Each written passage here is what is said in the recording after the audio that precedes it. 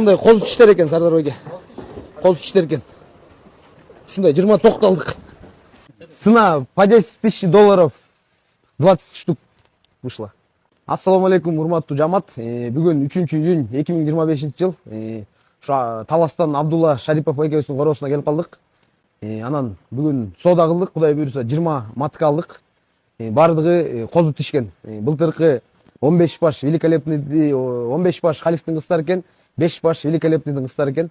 Анан бизге бул жаккан себеби чүйдү полный кыдырып чыктык. Анан бойлорунан, жоондуктарынан, экстерьерлеринен, параметрлери боюнча буга жете турган көп короо жок экен. Болбой эле алгачкы короолордун бири экен. Анан өзүңүздөр билгендей бул короодо жакшы селекция жүрүп туруп 15 жылдан бери. Анан ушу Абдулла байкен 15 жылдык менетин сатып алдык да, Кудай буйруса. Анан өзүңүздөр билгендей бул короодон бульдозер чыгыптыр, красавчик деген знаменитый кочкорлор иштептир, Тайсан деген кочкор чыгыптыр, мына халиф чыгыптыр, великолепный чыгыптыр. Эми ошонун баардыгы выставкада чемпион кочкорлордун баары болгон экен өз убагында. Анан ушу селекция кылып Кудай буйруса алдык. Өзүбүздө кочкорубуз бар. Берде в основном Кораблевский линия аябай иштеген экен.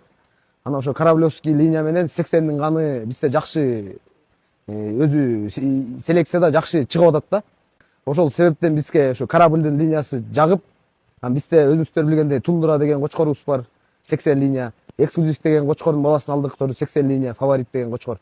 Анан ошо селекция кылайлы деп, дальше иштейли деп алып атабыз да. Анан слабыйраак койлор менен жакшы элитный уровеньге чыгыш кыйын экен. Биз мына 5 жыл убакыттырык кой өзүбүздүн корообузда. Анан жакшы матка болмоюн, жакшы показательдерди көргөзө албайт экен да. Ошол себептен баарыңыздарга сунуштайбыз ушундай жакшы короолордон, ушундай аты чыккан короолордон, ушундай 15-20 жылдык селекция болгон короолордон ушундай жакшы маткаларды алып кетип, ушундай кочкорлорду алып кетип иштегиңиздерге биз силерге кеңеш беребиз да. Анан Абдулла байке, баракат вам в хозяйстве. Спасибо вам. Дальше, чтобы выпускали чемпионов, чтобы вы дальше поднимали кыргызский флаг по всему СНГ.